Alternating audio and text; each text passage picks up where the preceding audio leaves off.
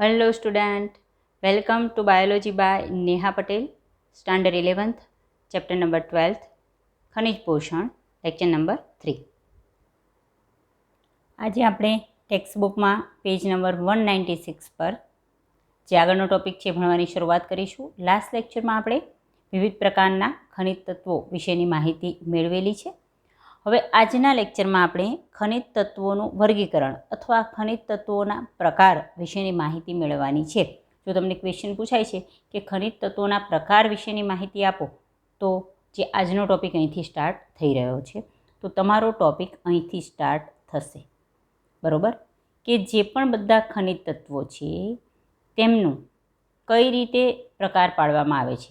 તો અહીંયા જ્યારે પણ આપણે પ્રકાર પાડીએ અથવા વર્ગીકરણ કરીએ ત્યારે હંમેશા કોઈ પણ એક લક્ષણને ધ્યાનમાં લઈ અને તમે જે પણ ખનિજ તત્વો છે એનું વર્ગીકરણ કરી શકો છો. અહીંયા તેમને જથ્થાને આધારે બે જૂથમાં વહેંચવામાં આવ્યા છે. અહીં જે જથ્થાને આધારે શબ્દ વાપર્યો છે એના બદલે તમે બીજો શબ્દ વનસ્પતિમાં એની આવશ્યકતાના આધારે બે જૂથમાં વર્ગીકરણ કરવામાં આવે છે એમ પણ કહી શકો છો. કારણ શું? કે જે પણ તત્વો છે એને વનસ્પતિમાં જો વધુ પ્રમાણની જરૂર છે, તો એનો મતલબ કે જેની વધુ આવશ્યકતા છે, તો વનસ્પતિમાં એનો જથ્થો વધારે જોઈ શકાય છે. અને જેની આવશ્યકતા વનસ્પતિને થોડા ઓછા પ્રમાણમાં હોય છે, આવશ્યક તો હોય પરંતુ એનું પ્રમાણ ઓછું હોય, તો એનો જથ્થો ઓછો જોઈ શકાય છે. બરાબર છે? તો અહીંયા જથ્થાનો મતલબ કે એના સ્ત્રોત કે વાતાવરણમાં એનું પ્રમાણ કેટલું છે, જમીનમાં એનું પ્રમાણ છે, એના આધારે વર્ગીકરણ નથી કરતા.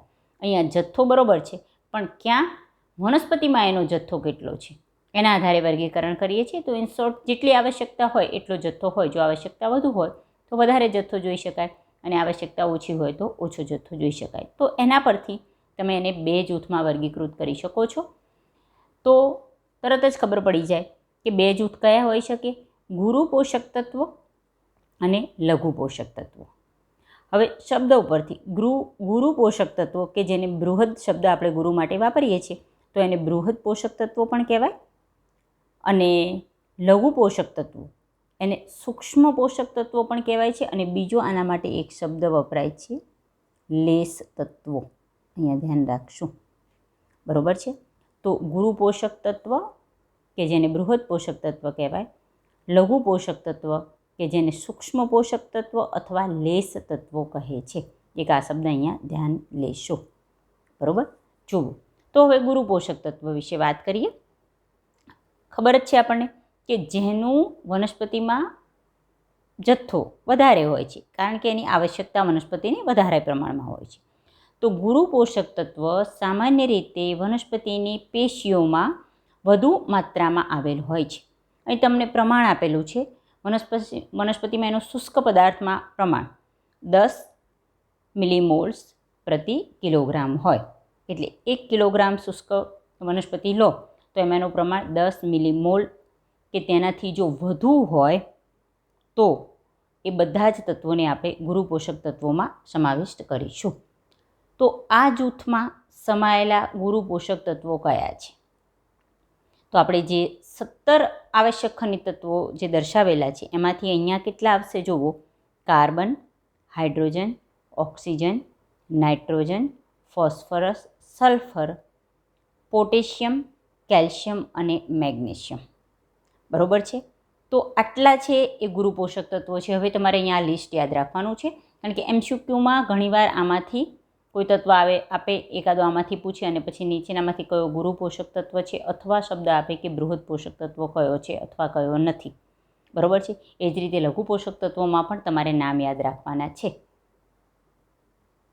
હવે નામ તો યાદ રાખીશું જ, પરંતુ સાથે સાથે હું તમને આંકડો પણ આપી દઉં છું કે ગુરુ પોષક તત્વોની સંખ્યા કેટલી છે? 9 છે, 9. બરાબર છે? અને લઘુ પોષક તત્વોની સંખ્યા 8 છે. બરાબર? આ આપણે ફિગર યાદ રાખીશું, કારણ કે ઘણીવાર MCQમાં તમને જ્યારે પણ પૂછે તો આ વસ્તુ પણ તમને યાદ હોય તો ક્યાંક ને ક્યાંક તમને કામ લાગે. બીજું કે ઘણીવાર તમે લિસ્ટ લખવા જતા હોય ગુરુ પોષક તત્વોનું, અને કોઈ રહી ન જાય, યાદ રાખવા માટે પણ ગુરુ પોષક તત્વો તમારે 9 યાદ રાખવાના, લઘુ પોષક તત્વો 8 યાદ રાખવાના. થઈ ગયા? ટોટલ જે 17 આવશ્યક ખનિજ તત્વો છે એમાંથી 9 ગુરુ પોષક તત્વ અને 8 લઘુ પોષક તત્વો. બરાબર. ચલો આગળ તમને શું કહે છે કે જેમાંથી કાર્બન, હાઇડ્રોજન, ઓક્સિજન આ 3 ઘટકો આપણને શેમાંથી મળી જાય છે? CO2 તેમજ H2Oમાંથી પ્રાપ્ત થાય છે. બરાબર. અને એના સિવાયના બાકીના ખનિજ તત્વો ભૂમિમાંથી ખનિજ સ્વરૂપે શોષણ પામે છે. હવે યાદ રાખજો, જો આ બધા છે એમાંથી કાર્બન છે એ CO2માંથી મળી જાય, હાઇડ્રોજન છે એ H2Oમાંથી મળી જાય, ઓક્સિજન છે એ બંને આમાં પણ O છે અને આમાં પણ O છે, પણ બરાબર આમાં O છે એ જ સ્વરૂપે મળી જાય છે, આ પણ O થઈ શકે. તો કાર્બન, હાઇડ્રોજન અને ઓક્સિજન ઇન શોર્ટ એ ત્રણેય બરાબર CO2 અને H2Oમાંથી પ્રાપ્ત થાય. ઇન શોર્ટ કે એનું પ્રાપ્યતા, એનો સ્ત્રોત એ જમીન નથી. અન્ય ખનિજ તત્વો ભૂમિમાં ખનિજ સ્વરૂપે જ શોષણ પામે. હવે નાઇટ્રોજન માટે ખાસ વસ્તુ ધ્યાન રાખજો. 3નું તો ખબર પડી ગઈ કે કાર્બન છે CO2માંથી મળી જાય, હાઇડ્રોજન H2Oમાંથી મળી જાય, ઓક્સિજન CO2 અને H2O બંનેમાંથી મળી જાય. બાકીના ખનિજ તત્વો એ જમીનમાંથી જ ખનિજ સ્વરૂપે જ શોષણ પામી શકે. આ 3 જમીનમાંથી નથી મળતા, એ વાયુ રૂપે અને પ્રવાહી રૂપે મળી જાય છે. નાઇટ્રોજન રહેલું છે વાયુ સ્વરૂપે, બરાબર, N2 વાયુ સ્વરૂપે વાતાવરણમાં રહેલું છે, પણ એ સ્વરૂપે વનસ્પતિ શોષી શકતી નથી. એટલે આગળ પણ આપણે ચેપ્ટરની શરૂઆતમાં વાત કરી હતી કે વનસ્પતિ હંમેશા જમીનમાં સ્થપાયેલો નાઇટ્રોજન જ શોષી શકે. અને નાઇટ્રોજન કઈ રીતે જમીનમાં સ્થપાય છે એનું આખો ટોપિક આપણે પાછળ આપેલો છે. પરંતુ નાઇટ્રોજન શોષાય તો ભૂમિમાંથી જ, બરાબર, પરંતુ એનો સ્ત્રોત વાયુ સ્વરૂપ છે. તો અહીંયા મારે એક બીજી વસ્તુ તમને દર્શાવી છે કે જે 9 ગુરુ પોષક તત્વ છે એમાંથી 4, ખાસ આ વસ્તુ ટેક્સ્ટબુકમાં આપેલી નથી, જે 9 ગુરુ પોષક તત્વ છે એમાંથી, અથવા ટોટલ આપણે 17ની જ વાત કરી લો, કે જે 17 આવશ્યક ખનિજ તત્વો કહ્યા છે એનું પણ 2માં વર્ગીકરણ કરી શકાય. બિન ખનિજ તત્વ. ચલો, તો સાથે સાથે આ ટોપિક તમને એટલે દર્શાવી રહી છું, આમ તો એક અલગ પ્રકારનું વર્ગીકરણ જ છે સ્ત્રોતના આધારે, પરંતુ અહીંયા એટલા માટે દર્શાવું છું કે આ પોઈન્ટ અહીં તમને થોડો લખેલો છે. કાર્બન, હાઇડ્રોજન અને ઓક્સિજન કયા સ્વરૂપમાંથી પ્રાપ્ત થાય? CO2 કે H2Oમાંથી. પરંતુ તમે નાઇટ્રોજન કયા સ્વરૂપે શોષાય? તો ઇન શોર્ટ આ 3 સિવાયના બાકીના બધા નાઇટ્રોજન સહિત બધા જ શોષાય તો ભૂમિમાંથી જ. પરંતુ આ જે 17 આવશ્યક ટોટલ ખનિજ તત્વો છે એમાં ગુરુ લઘુ બધાનું લિસ્ટ લઈ લો તો એને તમે ફરી બિન ખનિજ તત્વ એટલે કે નોન મિનરલ એલિમેન્ટ્સ અને ખનિજ તત્વ એટલે કે મિનરલ એલિમેન્ટ્સમાં વર્ગીકરણ કરી શકો. હવે નોન મિનરલ એલિમેન્ટ્સ અથવા બિન ખનિજ તત્વ એટલે શું? કે જેનો સ્ત્રોત, એવા ખનિજ તત્વ કે જેનો સ્ત્રોત હવા અથવા પાણી હોય તો એને તમે બિન ખનિજ તત્વ કહી શકો. સ્ત્રોત કહું છું, બરાબર છે. તો કાર્બન, હાઇડ્રોજન અને ઓક્સિજન આપણે કીધું કે CO2માંથી અને H2Oમાંથી મળે છે, મતલબ કે એનો સ્ત્રોત કોણ છે? પાણી અને હવા છે. જ્યારે નાઇટ્રોજન પણ N2 વાયુ સ્વરૂપે જ રહેલો છે એટલે એનો સ્ત્રોત પણ હવા જ કહી શકાય. એટલે 4 કાર્બન, હાઇડ્રોજન, ઓક્સિજન અને નાઇટ્રોજન, જેને બિન ખનિજ તત્વ કહેવામાં આવે છે, બરાબર. અને જેનો સ્ત્રોત એ જમીન હોય, સોઇલ હોય, તો એને મિનરલ એલિમેન્ટ્સ એટલે ખનિજ તત્વ કહેવામાં આવે છે. તો બાકીના બધા જ 13 એટલે કાર્બન, હાઇડ્રોજન, ઓક્સિજન, નાઇટ્રોજન, આ 4 સિવાયના જે આ બધા એ 5 ગુરુ પોષક તત્વ અને બાકીના લઘુ પોષક તત્વો એ બધાનો સમાવેશ ખનિજ તત્વમાં થાય. ઇન શોર્ટ તમે એક રીતે વર્ગીકરણ ગુરુ અને લઘુમાં તો કર્યું છે, પરંતુ સાથે સાથે આ વર્ગીકરણ આમ થાય છે. પરંતુ જો તમને શોષણની વાત કરે તો આ 3 સિવાયના બાકીના બધા જ શોષાય તો જમીન દ્વારા જ, પણ સ્ત્રોત નાઇટ્રોજનનો વાયુ હોવાથી નાઇટ્રોજનને બિન ખનિજ તત્વ કહે છે. તો અહીંયા આ વસ્તુ ધ્યાન રાખશો, બરાબર. ચલો હવે જઈએ લઘુ પોષક તત્વ કે જેની સંખ્યા 8 છે, જેને સૂક્ષ્મ પોષક તત્વો અથવા લેસ તત્વો કહે છે. અહીં લેસ તત્વો કોને કહે છે અથવા નીચેનામાંથી કયા લેસ તત્વો છે એ રીતે પણ ક્વેશ્ચન આવી શકે છે. તો જુઓ, જેની આવશ્યકતા, બરાબર છે, અથવા જેનો જથ્થો ઓછી માત્રામાં હોય છે કે શુષ્ક વજનમાં જેનું પ્રમાણ 10 મિલીમોલ્સ પ્રતિ કિલોગ્રામથી ઓછી માત્રામાં હોય અને 10 મિલીમોલ્સ પ્રતિ કિલોગ્રામથી વધારે માત્રામાં હોય, અહીં તેનાથી ઓછી માત્રામાં હોય તો એને આપણે લઘુ પોષક તત્વો, સૂક્ષ્મ પોષક તત્વો કે લેસ તત્વો કહીશું. ચલો, એમાં કયા આવે છે? આયરન કે જેને કહેવાય છે લો Fe, manganese, copper, molybdenum, zinc, boron, chlorine અને નિકલ. બરાબર? તો આ 8 નામ યાદ રાખવાના છે. જો 1, 2, 3, 4, 5, 6, 7 અને 8. તો લઘુ પોષક તત્વોની સંખ્યા કેટલી થઈ? 8 થાય છે. હવે તમને એમ કહે છે કે આ જે 17 આવશ્યક ખનિજ તત્વો, જો અહીંયા તમને દર્શાવે છે, કેમ 17? 9 આ અને 8 આ, એટલે આવશ્યક ખનિજ તત્વોની સંખ્યા કેટલી થઈ? 17 થઈ. ચેપ્ટર એકદમ ઇઝી છે, પરંતુ અમુક આંકડા અને આ તત્વો છે એના નામ કયા સ્વરૂપે શોષાય છે એનું કાર્ય, એ થોડુંક તમારે અહીંયા યાદ રાખવાવાળું ચેપ્ટર છે. સમજાય ઇઝીલી જશે, તમે વાંચશો તો પણ સમજાઈ જશે, પરંતુ અહીંયા યાદ રાખવા માટે થોડી ટેકનિક અથવા સાથે લેક્ચર સમજો તો ઘણા બધા પોઈન્ટ તમે યાદ રાખી શકો. જે પોઈન્ટ આઉટ કરીએ એ તમને ખબર પણ પડે કે MCQમાં આ વસ્તુ પૂછાઈ શકે. ચલો, જે આવશ્યક 17 ખનિજ તત્વો ઉપરાંત કેટલાક અન્ય લાભદાયક તત્વો પણ છે, જેવા કે સોડિયમ, સિલિકોન, કોબાલ્ટ અને સેલેનિયમ. બરાબર છે? તો આ 17 સિવાય સોડિયમ, સિલિકોન, કોબાલ્ટ અને સિલેનિયમ કે તેઓ ઉચ્ચ કક્ષાની વનસ્પતિઓ માટે આવશ્યક છે. બધી જ વનસ્પતિઓમાં એની હાજરી ન પણ નોંધાઈ હોય. બાકી આ જે 16 છે એમાંથી 9 વધુ પ્રમાણમાં જોવા મળે છે, 8 ઓછા પ્રમાણમાં, પણ મોટા ભાગની વનસ્પતિઓમાં જોવા મળે છે. એટલે ક્યાંક ને ક્યાંક એને વનસ્પતિમાં એટલે જ જોવા મળે કે વનસ્પતિ માટે આવશ્યક હોય, એટલે વનસ્પતિ એને જમીનમાંથી શોષતી હોય. બરાબર? પરંતુ અમુક જ વનસ્પતિમાં આ 4 જોવા મળે, જેમાંથી સોડિયમ, સિલિકોન, કોબાલ્ટ અને સેલેનિયમ છે, જે ઉચ્ચ કક્ષાની વનસ્પતિઓ માટે શું છે? આવશ્યક છે. આમ જોવા જાઓ તો એમાં સોડિયમ છે એ વધુ પ્રમાણમાં આમ તો જરૂરી છે. બરાબર? ચલો, હવે તમે અહીંયા બીજો ક્વેશ્ચન સ્ટાર્ટ થઈ શકે. કઈ રીતે? આગળ આપણે કઈ રીતે વર્ગીકરણ જોયું ખનિજ તત્વોનું? આવશ્યક ખનિજ તત્વોને જથ્થાને આધારે અથવા એમની આવશ્યકતાને આધારે 2 જૂથમાં વહેંચી શકાય, ગુરુ અને લઘુ. અહીંયા આગળ પ્રકાર જ પાડી રહ્યા છીએ, પરંતુ એક પ્રકાર આગળ વચ્ચે આપણે બિન ખનિજ તત્વ અને ખનિજ તત્વનો પણ વધારાનો પડાવી દીધો. અહીંથી આવશ્યક ખનિજ તત્વોને તેમના કાર્યને આધારે કેટલા જૂથમાં? 4 જૂથમાં વહેંચી શકાય.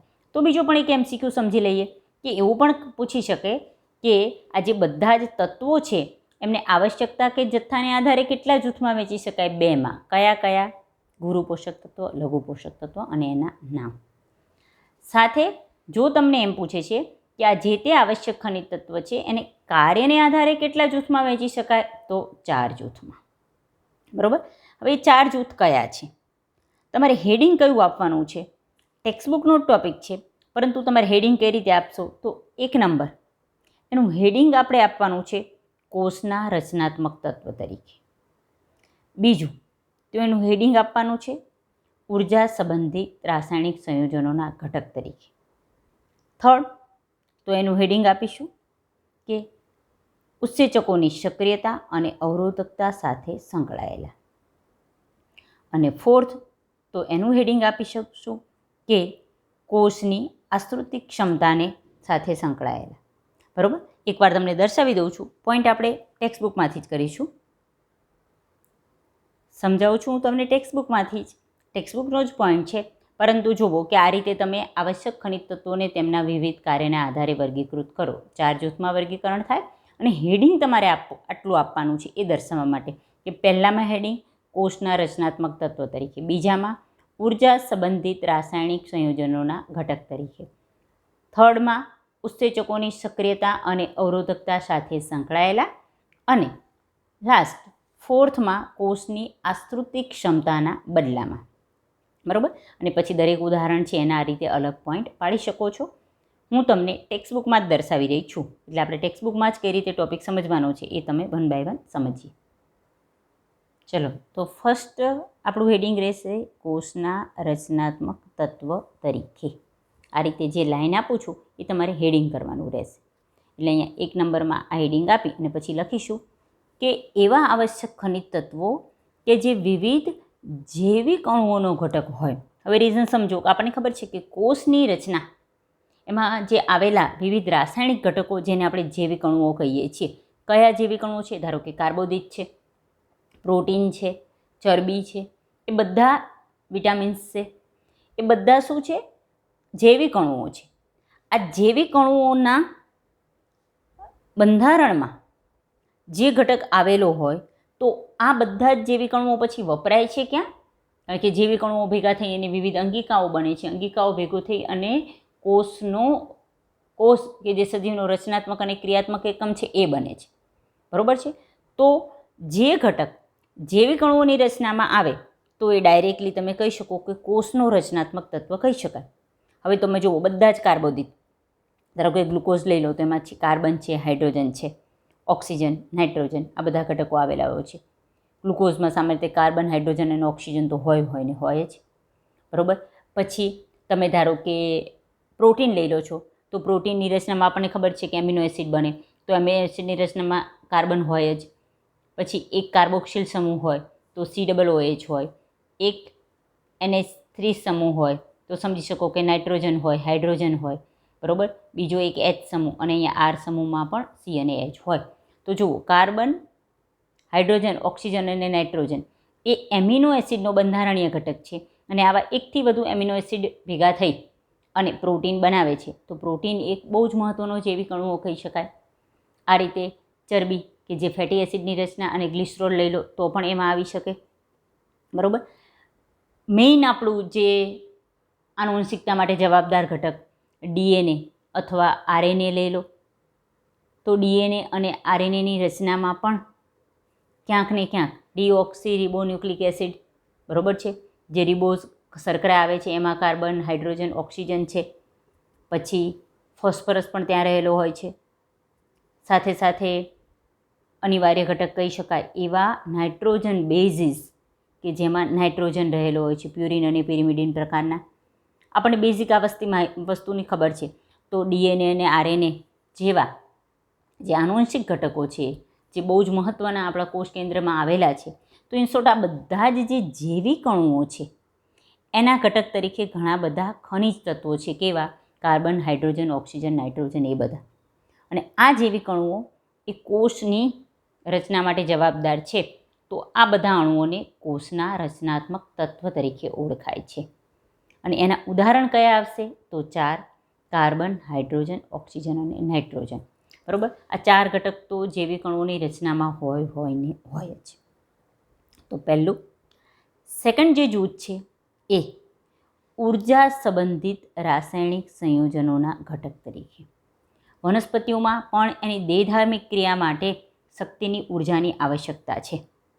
અને એ ઉર્જા વનસ્પતિમાં એના ખોરાકમાંથી આવે છે. ખોરાક શેમાં બને છે?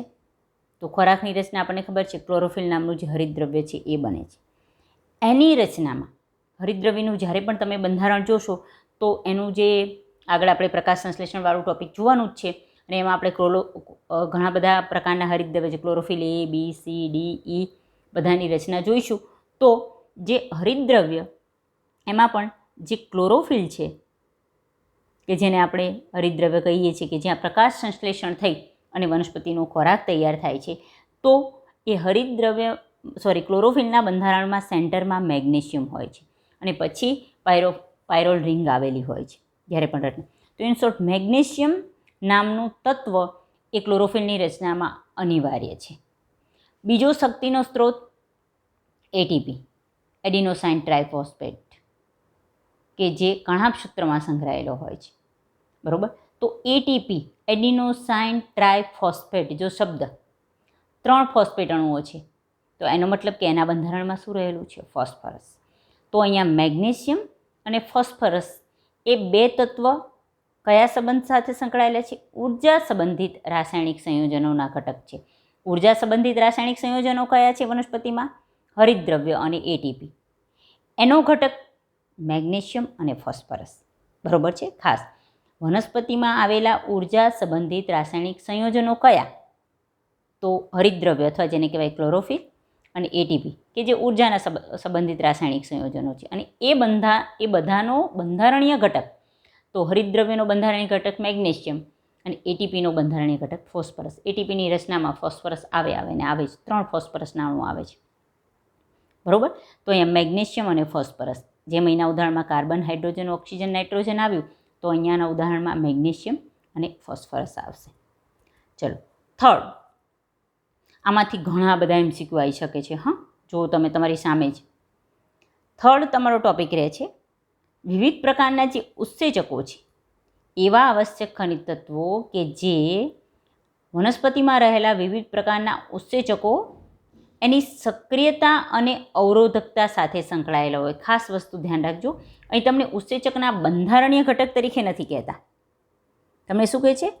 ઉત્સેચકો છે એની સક્રિયતા સાથે. ચલો, તો ઉત્સેચક છે શું આપણને પણ ખબર છે કે કોઈ પણ એ નામનું પ્રક્રિયક છે, એનું રૂપાંતર અથવા એ અથવા બી અને એ જોડાય અને ધારો કે સી નામની નિપજ બને છે. આ ખાલી હું તમને ઉદાહરણ આપું છું. આવું જ્યારે પણ તમે કોઈ જૈવ રાસાયણિક સમીકરણ લખો તો અહીંયા જે તે ઉત્સેચકનું નામ લખો છો.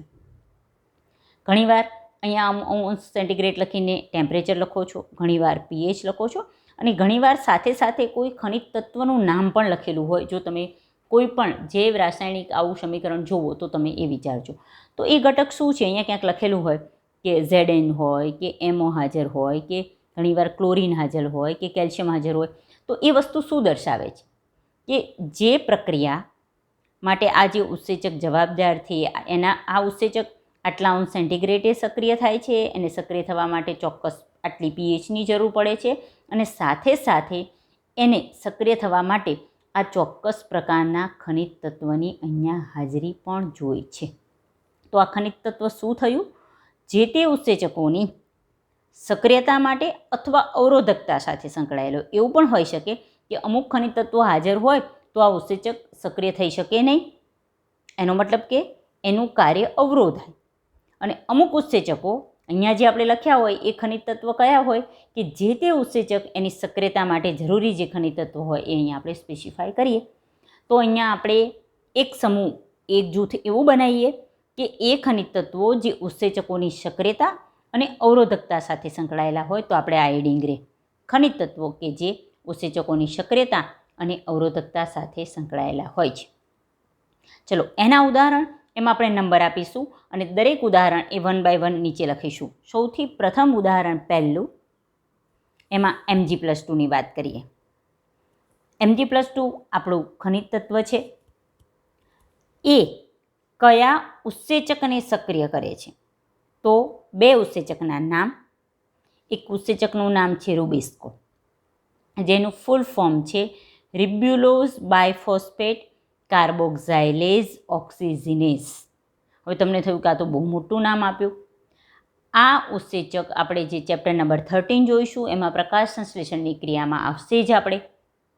અને રૂબિસ્કો માટે બીજી વાત છે કે રૂબિસ્કો એ ખૂબ જ વધુ પ્રમાણમાં, એકદમ વિપુલ પ્રમાણમાં જોવા મળતું, જીવાવરણમાં સૌથી વધારે જો કોઈ ઉત્સેચક જોવા મળતો હોય તો રૂબિસ્કો છે. કારણ કે એ કાર્બોક્સિલેશન એટલે CO2ને જોડવાની અને O2ને જોડવાની બંનેની સાથેની પ્રક્રિયા સાથે સંકળાયેલો છે. અને આના વિશે ડિટેલમાં આપણે ચેપ્ટર નંબર 13માં જોઈશું. પણ આ રૂબિસ્કોનું ફૂલ ફોર્મ છે રિબ્યુલોઝ બાયફોસ્ફેટ કાર્બોક્સાઇલેઝ ઓક્સિજનેઝ. બરાબર. આ ઉત્સેચક કે જે રિબ્યુલોઝ બાયફોસ્ફેટ છે એની સાથે CO2ને પણ જોડી શકે છે, એટલે કે કાર્બોક્સિલેશન પણ કરી શકે છે રિબ્યુલોઝ બાયફોસ્ફેટનું. અને રિબ્યુલોઝ બાયફોસ્ફેટ કે જેની સાથે O2ને પણ જોડી શકે છે, એટલે ઓક્સિડેશન પણ કરી શકે છે. એટલે એના પરથી આખા ઉત્સેચકનું નામ થયું છે કે કયા પ્રક્રિયા પર કાર્ય કરે છે? રિબ્યુલોઝ બાયફોસ્ફેટ પર. તો રિબ્યુલોઝ બાયફોસ્ફેટ કાર્બોક્સાઇલેઝ ઓક્સિજનેઝ આ એક ઉત્સેચક છે. બીજો એક ઉત્સેચક છે ફોસ્ફોઇનોલ પાયરુવેટ કાર્બોક્સાઇલેઝ. આ પણ આવે PEP carboxylase. Phosphoenol pyruvate, phospho P, ઇનોલનો E, પાયરુવેટનો P, એટલે શોર્ટમાં એને PEP કાર્બોક્સાઇલેઝ પણ કહેવાય. બરાબર. તો પહેલાં તો આ 2 ઉત્સેચકના નામ થાય. આ બંને ઉત્સેચક એની સક્રિયતા માટે Mg+2ની હાજરી અનિવાર્ય છે. એટલે અલગથી ક્યાંય ક્વેશ્ચન પૂછે કે રૂબિસ્કોની સક્રિયતા માટે જરૂરી ખનિજ તત્વ કયું? તો Mg+2. ફોસ્ફોઇનોલ પાયરુવેટ કાર્બોક્સાઇલેઝ નામના ઉત્સેચક એની સક્રિયતા માટે કયું ખનિજ તત્વ જોઈએ? Mg+2. અને આ બંને ઉત્સેચકો કયા કાર્ય સાથે સંકળાયેલા છે? રૂબિસ્કો અને પીઈપી કાર્બોક્સાઇલેઝ, જેને પીઈપીએઝ પણ કહેવાય છે. શોર્ટમાં ઘણીવાર આને પીઈપી કેઝ, બરાબર, પીઈપી કેઝ પણ કહેવાય છે. આ બંને ઉત્સેચક કઈ ક્રિયામાં મહત્ત્વના છે? પ્રકાશ સંશ્લેષણમાં. જે પ્રકાશ સંશ્લેષણનું એક સ્ટેપ છે કાર્બન સ્થાપન, કારણ કે આપણને ખબર છે કે પ્રકાશ સંશ્લેષણ દરમિયાન CO2 વાયુ છે એ વનસ્પતિમાં શોષાય છે અને એમાંથી આપણી જૈવિક પ્રોડક્ટ બને છે. તો કાર્બનનું સ્થાપન વાતાવરણમાંથી વનસ્પતિમાં જે કોષ કે જ્યાં પ્રકાશ સંશ્લેષણ થાય છે ત્યાં કાર્બન સ્થાપનની ક્રિયા સાથે, એટલે કે પ્રકાશ સંશ્લેષણમાં કાર્બન સ્થાપન માટે અતિ મહત્ત્વપૂર્ણ આ બે ઉત્સેચકો છે. તો MCQ આ રીતે પણ પૂછાય કે નીચેનામાંથી કયા ઉત્સેચકો પ્રકાશ સંશ્લેષણ માટે ઉપયોગી છે અથવા પ્રકાશ સંશ્લેષણમાં કાર્બન સાથે સંકળાયેલા છે? તો બે ઉત્સેચકો રૂબિસ્કો અને પીઈપી કેઝ. અને આ બંને ઉત્સેચકની સક્રિયતા માટે કયું ખનિજ તત્વ જોઈએ છે? તો Mg+2. એક થયું. ચલો હવે આપણે 2 નંબર કરીએ અને સેકન્ડ ઉદાહરણ અહીંથી અલગ કરીશું. એટલે તમારે આ એક લખી પછી જ્યારે પણ લખો ત્યારે અહીંયા 2 નંબર આપીને ઉદાહરણ અલગ લખવાનું છે. હવે કયું એક ખનિજ તત્વનું ઉદાહરણ છે? Zn+2. ચલો, Zn+2 એ કયા ઉત્સેચકને સક્રિય કરે છે? તો આલ્કોહોલ ડિહાઇડ્રોજિનેઝ. શું ઉત્સેચકનું નામ છે? આલ્કોહોલ ડિહાઇડ્રોજિનેઝ ઉત્સેચકને સક્રિય કરવા માટે Zn+2ની આવશ્યકતા છે. થર્ડ, મોલિબ્ડેનમ એમો. એ નાઇટ્રોજન ચયાપચય દરમિયાન, નાઇટ્રોજનનું જે ચયાપચય થાય છે, મેટાબોલિઝમ પ્રક્રિયા છે નાઇટ્રોજનની શરીરમાં ગ્રહણ કરવાની, એ પ્રક્રિયા દરમિયાન એક ઉત્સેચક છે જેનું નામ છે નાઇટ્રોજિનેઝ. આ ઉત્સેચક એ એમો, મોલિબ્ડેનમ એની હાજરીમાં સક્રિય થાય છે. તો 3 ઉદાહરણ થયા. તો ક્યાંક ને ક્યાંક તમને જોડકા જોડોમાં પણ પૂછાઈ શકે કે Mg+2 તો આ બેમાંથી કોઈ ઉત્સેચક સામે હોય, બરાબર છે. Zn+2 તો આલ્કોહોલ ડિહાઇડ્રોજિનેઝ નામનો ઉત્સેચક હોય. એમઓ તો નાઇટ્રોજિનેઝ નામનો ઉત્સેચક હોય. પાછો નાઇટ્રોજિનેઝ નામનો ઉત્સેચક ક્યાં વપરાય? તો નાઇટ્રોજન ચયાપચયમાં. આ બે ઉત્સેચક ક્યાં ઉપયોગી હોય? તો પ્રકાશ સંશ્લેષણમાં, કાર્બન સ્થાપનમાં, બરાબર. તો આ રીતે તમને અહીંયા ઉદાહરણ આપ્યા છે. ક્વેશ્ચન પૂછે છે કે શું તમે આ જૂથમાં કેટલા અન્ય ખનિજ તત્વોના નામ ઉમેરી શકો? હા. કેમ?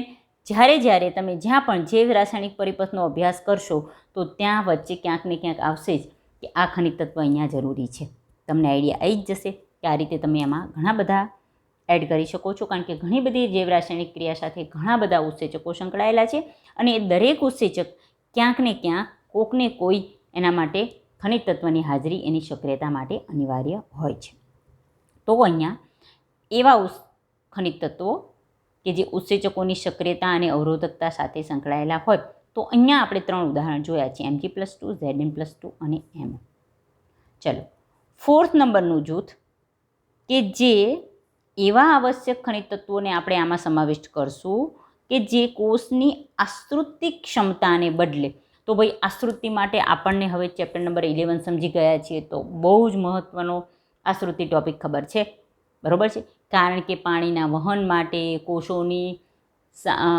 કોષોમાં જે તે ઘટકની સાંદ્રતા જાળવી રાખવા માટે, કોષોની આસુનતા માટે, બધા જ કાર્ય માટે આશ્રુતિ એ હોવી જરૂરી છે. તો અહીંયા આપણે આશ્રુતિ ક્ષમતાને બદલે ચેન્જ કરે એના માટે પણ ઘણા બધા ખનિજ તત્વો ભાગ ભજવતા હોય છે. તો એનું ઉદાહરણ કયું રહેશે? ચલો, દરેકનું એક એક ઉદાહરણ આપેલું છે. તો એનું ઉદાહરણ રહેશે પોટેશિયમ. જે આપણે પર્ણરંધ્રની વાત કરેલી ચેપ્ટર નંબર 11માં, પર્ણરંધ્રો કે જેના દ્વારા વાયુઓનું આપલે તો થઈ જ શકે છે, પરંતુ જે ઉત્સવેદન ખેંચાણ સિદ્ધાંત છે કે જેના દ્વારા પાણી છે જમીનમાંથી છેક પર્ણ સુધી પહોંચે, એના માટે વાયુરંધ્ર કે પર્ણરંધ્ર કે જે પર્ણની રચનામાં આવેલા રક્ષક કોષો દ્વારા આવરિત છિદ્ર જેવી રચના છે એની વાત કરીએ. એની રચના વિશે તમે ચેપ્ટર નંબર 11ના લેક્ચરમાં સારી રીતે સમજી લેશો. તો એ પર્ણરંધ્ર એને વાયુરંધ્ર એને ખોલવા અને બંધ થવું એ બહુ જ મહત્ત્વનો ભાગ ભજવે છે ઘણા બધા ઘટકોના વહન સાથે. તો એને ખોલવા અને બંધ કરવાની પ્રક્રિયામાં અગત્યની ભૂમિકા પોટેશિયમ ભજવે છે. આપણે જ્યારે પણ વાયુરંધ્ર ખુલે અથવા બંધ કઈ રીતે થાય ચેપ્ટર નંબર 11માં સમજ્યા છીએ, ત્યારે અહીંયા પોટેશિયમની ભૂમિકા શું છે આપણે સમજ્યા નથી. કારણ કે ત્યારે પણ મેં દર્શાવેલું કે વાયુરંધ્ર ખોલવા અને બંધ થવા પર ઘણા બધા ઘટકો ભાગ ભજવી શકે છે. કેમ સામાન્ય રીતે દિવસે વાયુરંધ્ર ખુલ્લા રહે, કેમ રાત્રે બંધ રહે, સૂર્યપ્રકાશની શું ભૂમિકા છે એ મેં તમને ત્યાં સમજાવેલું છે. પરંતુ પોટેશિયમ આયન પણ ત્યાં ક્યાંક ને ક્યાંક ખૂબ જ મહત્ત્વનો છે. એનો પણ એક સિદ્ધાંત છે, પણ ત્યાં તમારા એ સિલેબસમાં નથી. બરાબર? તો પોટેશિયમ છે એ વાયુરંધ્રને ખોલવા અને બંધ કરવા માટે અગત્યની ભૂમિકા ભજવે છે. ઘણીવાર આ MCQમાં પણ પૂછાયેલું છે. અને એના આધારે કોષની જલક્ષમતાને નક્કી કરતા ખનિજ તત્વો એ દ્રાવ્ય પદાર્થના સ્વરૂપની ભૂમિકાને પણ યાદ કરો.